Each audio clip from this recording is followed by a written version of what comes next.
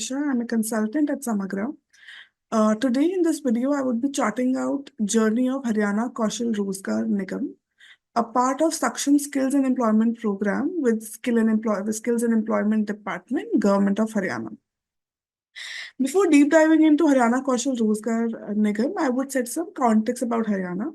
There are actually two very interesting facts about Haryana. One is that in Haryana, state government is the largest employer, which is currently employing 53% of the workforce in Haryana.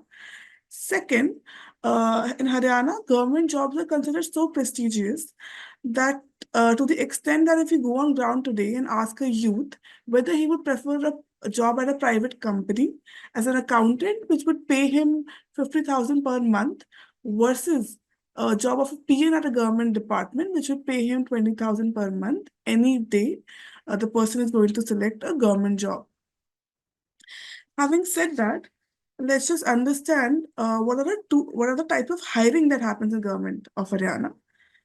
There are two types of hiring that happens in the government of Haryana. One is the permanent hiring, which happens through, which comprises of your IAS cadre, and the hiring that happens through HSSC for groups A, B, C, and D. And second type of hiring is contractual hiring, which is done directly by the department or is outsourced to a contractor. It comprises mainly of the skilled and semi-skilled roles. In Haryana Kaushal Rozgar Nigam, we were focusing on solving for the contractual manpower of government of Haryana. So our focus is on these 1.4 lakh people. Now, who is this government contractual employee? This government contractual employee is an average age person who is earning 11,000 per month, and he could be a Mali, he could be data entry operator, a teacher, a lineman, a technician who is working with government department, government body, corporation, or any PSU. Now let's just understand the process of government contractual hiring pre-2021. In order to understand this process, we'll break this into three parts. One is how department or government body was onboarding contractual manpower.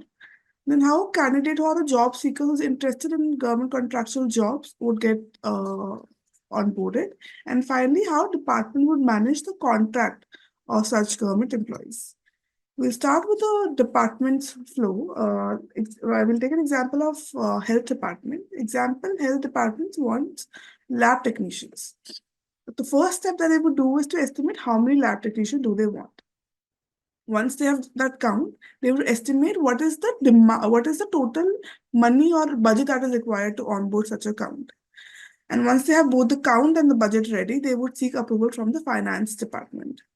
Once they get approval from the finance department, they would set an eligibility criteria for these lab technicians and simultaneously start onboarding a private contractor who would run this recruitment drive for them. Once the contractor is onboarded, he runs his recruitment drive and recruit lab technicians for the health department, and post which the selected manpower gets onboarded into the health department. This 7-step process roughly takes 6 months. It used to take 6 months. Now, what is the issue with this? What were the issue with this flow? The first one is that a person who is sitting in the headquarters, say in Chandigarh for health department, has to individually call every UPHC, PSC, for example, 14,000 field officers to understand what is the demand like. So you'll be calling and saying, hey, I'm from the health department, and this is, can you please tell me what is the demand for lab technician at your PHC, your civil hospital, your UPHC, which would take a lot of time. Then, given that once they collect the demand and send it to finance department, there is no way that the person sitting in the finance department has any visibility of the process and can really verify that whether this demand is true or is valid or not. Therefore, a full red tapeism of approvals would follow and would take a lot of time. If you see, the 3 months have actually gone into just calculating the demand and seeking approval for that. Now, the third issue. Third issue is that there is already a set eligibility criteria for a general lab technician for an average Joe, but any department can tweak the eligibility criteria so for as per their requirement.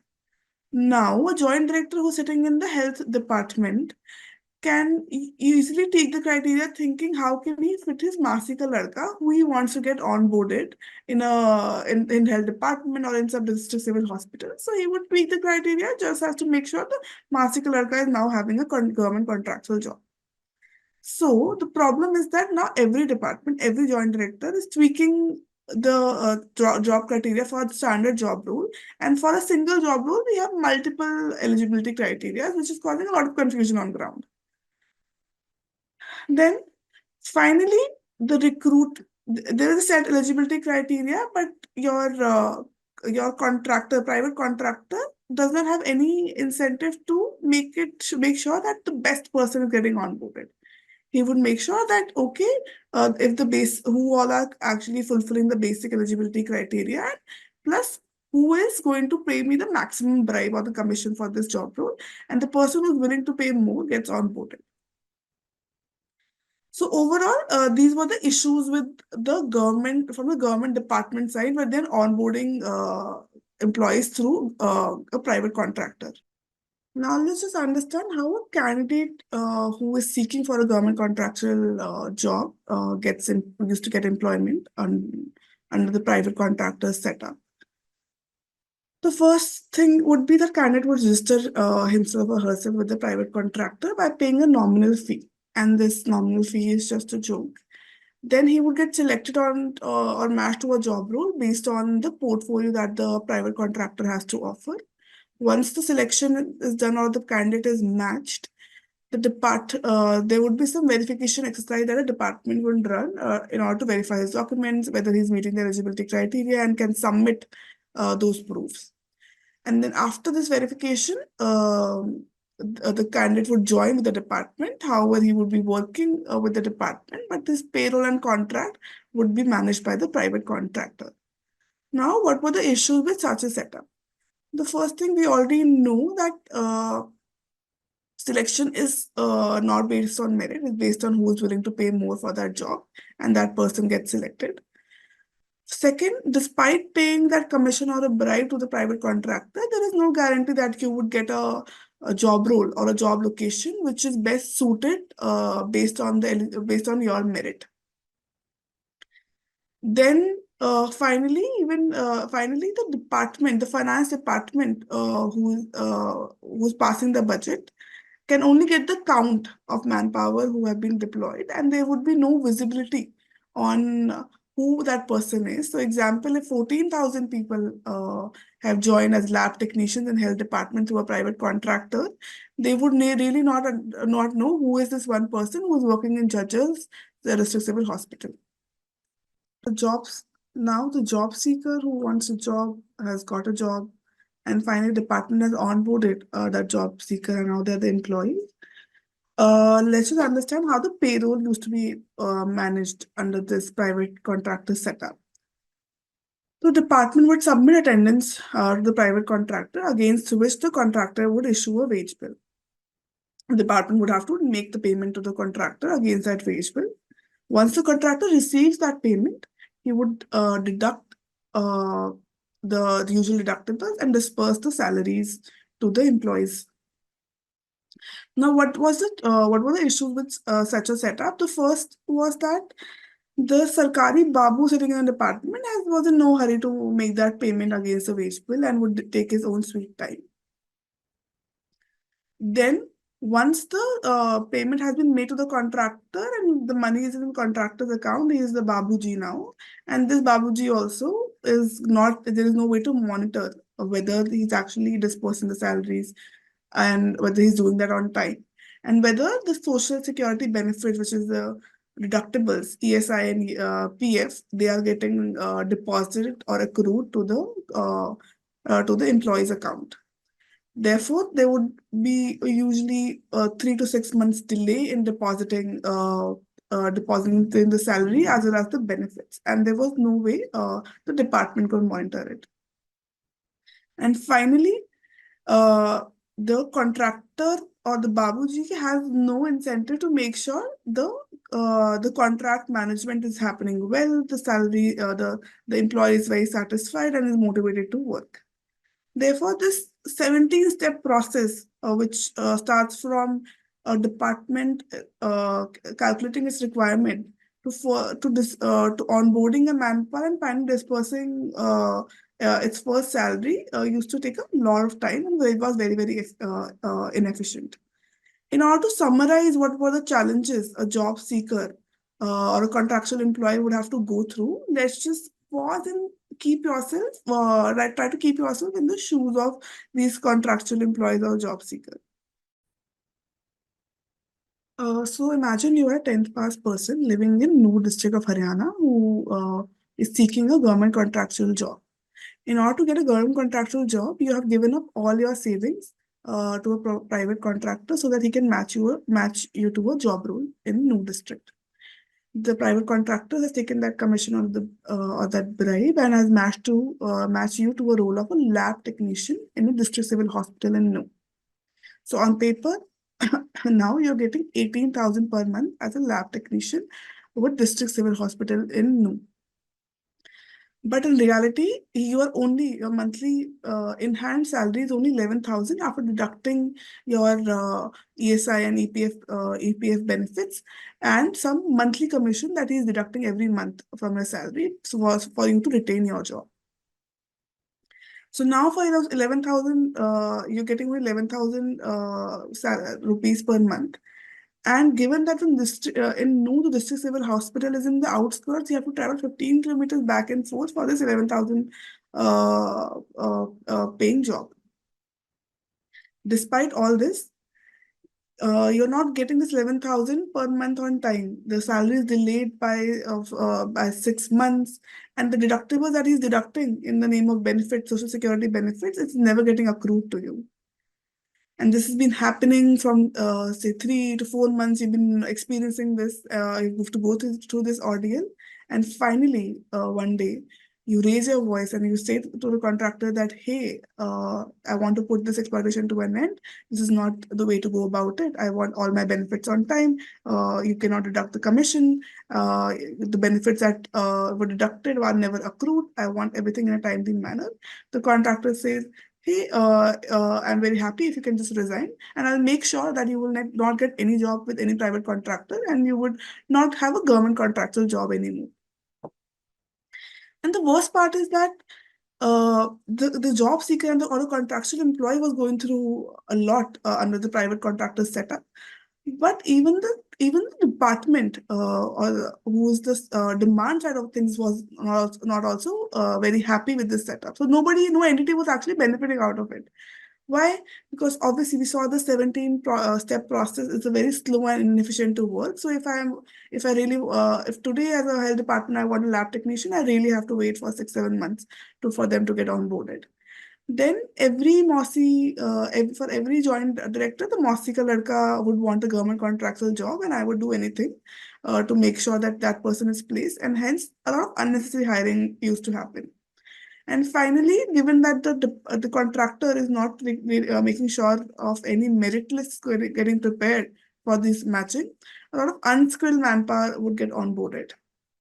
And finally, given the experience of the contractual employee used to be so bad, that there used to be a lot of high attrition, which leads to a lot of instability in the department itself. And finally, there was no way to track or identify such contractual employees if we look from the finance department point of view.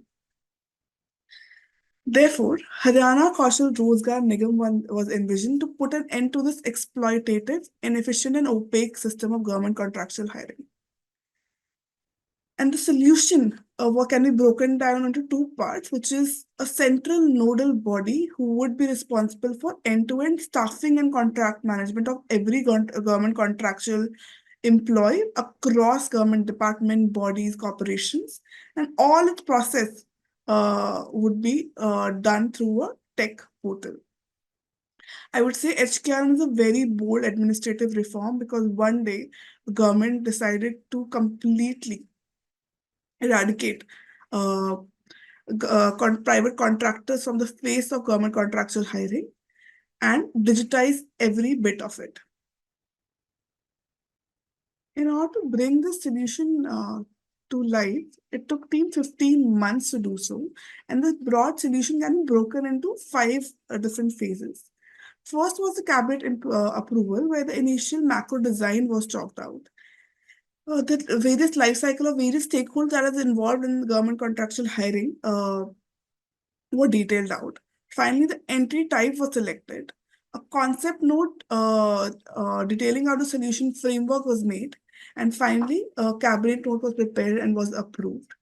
Once the cabinet note was approved, the idea was to establish this corporation through and setting up various operational, legal, and administrative setup. So the MOA was created, our standardization needs to be done where the wage rates were standardized, the eligibility criteria was standardized. Then the existing contractual manpower deployment policy was completely revamped to make this principal document would be followed and notified to all the departments as new ways of working. And finally, the org needs to be onboarded was onboarded to run such an agency. Once the corporation was set up and there was a cabinet approval, the tech modules were scoped out. User stories were created. The matching algorithm, which could internalize the Haryana job seeking behavior, was made. And finally, the tech system was built in order to run the end-to-end process envisioned on HKRN. Then on 1st November 2021, CM launched HKRN portal. And now you will see that the next 11 months were focused on driving the adoption of HKRN, given that it was completely a new way of doing government contractual hiring and therefore contract management. The four key levers that drove the adoption for HKRN would be first training and capacity building. Of course, you were revamping the system so much. Everybody needs to be on board. Every department, every DDO, every field officer, every candidate needs to be onboarded so that they can understand how the portal functions and how the policy or the HKRN as a nodal agency functions. Then there was continuous upgradation of UI based on the user feedback so that the process is entirely seamless for the user and there is no pushback on HKRN just because it's not as user-centric as they would want it to be. Finally, a strong redressal system was put in place. It was a multi-channel redressal system with a very actionable dashboard, and the SLAs were monitored by the CEO of HKRN himself to make sure that there is no delay in giving redressal to all the users. And the fourth one was focusing on review and monitoring. The idea was to put a dedicated team for every process that HKRN does, and every team member is clearly monitoring each and every process and driving compliance on that. The penalties were already institutionalized and were part of the policy, so that if there is any deviation, example, a department delaying the payment to Nigam, to Haryana Kaushal Rozgar Nigam, their penalty is levied so that there is no deviation from the set timelines as per the policy. And finally, CM dashboard was created to monitor all the processes and the outcomes of HKRN, which further reinforce the timeliness and the structure of HKRN. After this 15 months of hard work, by end of December 2022, HKRN had 356 departments and 1 lakh employees already onboarded. And to understand how the process flow looks like post HKRN, I'll just share a glimpse of what changed. 90% of the process were digitized, completely digitized, and the redundant steps were reduced. In order to understand the impact of HKRN, we'll focus on the problems. We revisit the challenges that the government contractual employees were facing before HKRN, how do they look like in the new regime. Starting with the first problem that we encountered in the private contractor setup was government contractual hiring was very, very opaque, where you could not get into the system without paying hefty bribes and commissions.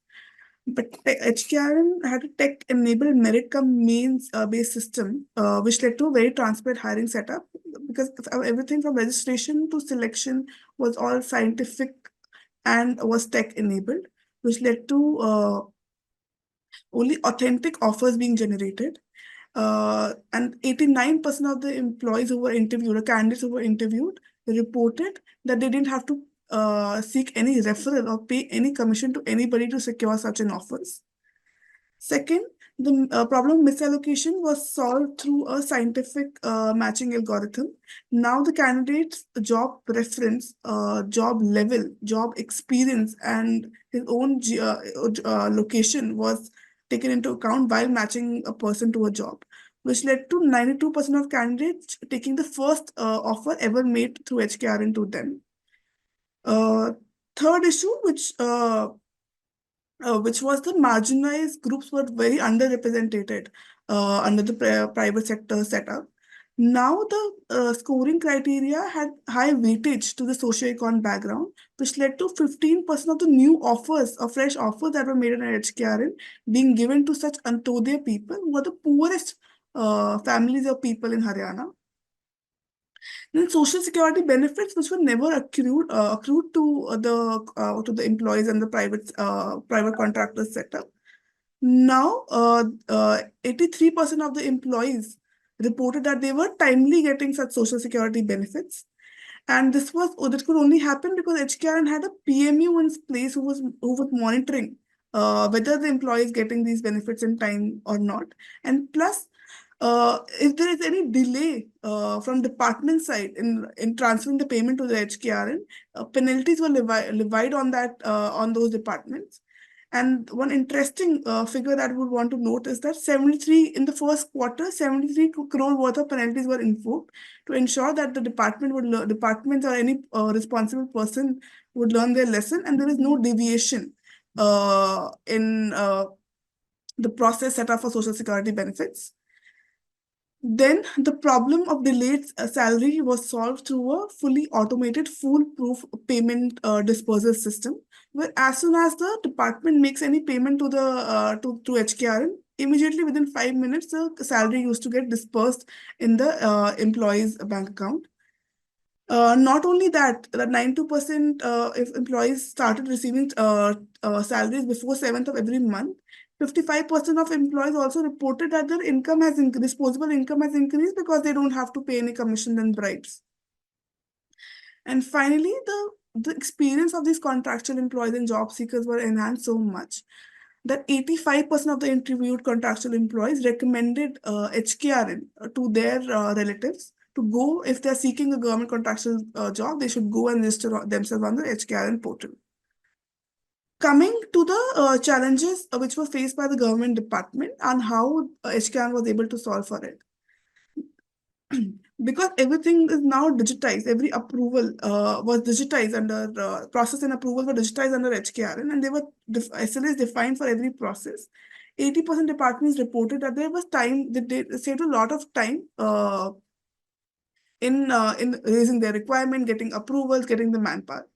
Finally, there was no scope of unnecessary hiring because of the transparent system of raising the requirement and selecting those people. Finally, the demand collection, when in the earlier setup, the person sitting at the headquarters used to call every person in the field office to understand the demand, was completely changed because now every DDO can decentrally manage the contractual manpower as well as raise the requirement that they have on ground. Then, given that everything was merit and means based and there was scientific matching algorithm, the quality of manpower significantly improved. 92% of the departments reported that they are getting better manpower as compared to the previous setup. Now, given that both the department as well as the contractual employees very satisfied with the contract management and the hiring process, the attrition reduced significantly. Only 3% of the employees resigned, and 60% of the employees renewed their contracts with HKRN and with that department. And finally, now finance department has a detailed dashboard where they can really put the face to the employees that are working in the government contractual setup. While he was solving for all these key issues faced by departments or candidates or government contractual employees, what HKRN ended up solving was a very, very systemic problem that every government, state government faces, which is the financial leakages. So every year, government of Haryana pays 3,000 crore per annum as a contractor wage bill, and only 60% of this wage bill actually reaches the beneficiary's account, which is the contractual employee's account. After HKRN, this middleman was completely removed from the system, and 99% of this amount was actually reaching to the contractual employee's bank account. Over and above, there was the efficiency of the system increased so much that there was 67% reduction in the time taken by a department to onboard a contractual manpower. And there was an 80% reduction in the time taken to credit salary in manpower's bank account. In order to make this impact more tangible for you, I would say that 83% of the government contractual employees now do not have to borrow money because some contractor is delaying their salary. 55% of the government contractual employees go home with higher salaries. 90% of the government contractual employees, they are not worried about their family's healthcare expenses because now they are covered under HKRN. 84% of the government contractual employees don't think that their taking leave is their right and not a favor to be returned. And 100% of government contractual employees now feel that dignity when they go to work every day. That's the tangible impact of Haryana Kaushal Rozgar Nigam. Thank you.